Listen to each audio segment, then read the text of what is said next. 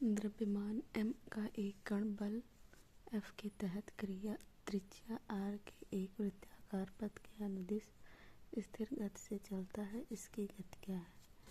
तो हम जानते हैं अभिकेंद्र बल से कि F बराबर mv²/r, b का पक्षांतर करने पे b इक्वल √f(r/n) आंसर होगा।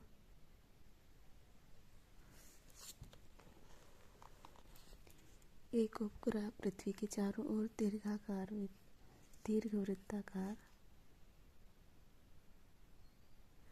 पथ पर चलता है। पृथ्वी और उपग्रह को मिलाने वाली रेखा द्वारा क्षेत्रीय परिवर्तन की दर किसके अनुपातिक है? तो ये केपलर्स लॉ से है। t² = r⁵ होता है, इससे t = r⁵/2 मिल जाएगा।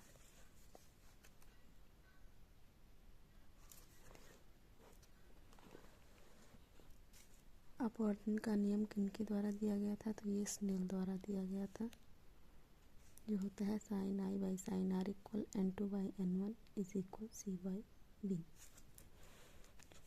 पृथ्वी से दागे गए प्रक्षेप के लिए निम्नलिखित में से कौन स्थिर रहता है? तो वेग का क्षैतिज घटक u cos थीटा कांस्टेंट रहता है।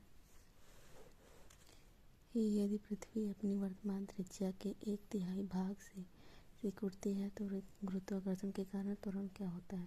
तो हमें इसमें त्वरण ज्ञात करना है। यदि पृथ्वी की त्रिज्या 1/3 द्वारा सिकुड़ जाती है तो r' इक्वल होगा पूर्व त्रिज्या r माइनस r/3, जो कि 2r/3 हो जाएगा। नया त्वरण g' होगा, चूँकि g = gm/r² होता है और g इसके इन्वर्सली प्रोपोर्शनल होता है r² के, इसलिए g'/g हो जाएगा r² अपान r'²। g'/g हो जाएगा r² × 3² अपान 2² r²। हमने ये r' का वैल्यू यहाँ पर रख दिया है और ये पलट जाने पर g' = 9/4g हो जाएगा। इसी तरह अगर त्रिज्या 1/2 हो तो उसकी वैल्यू आएगा g' = 4g।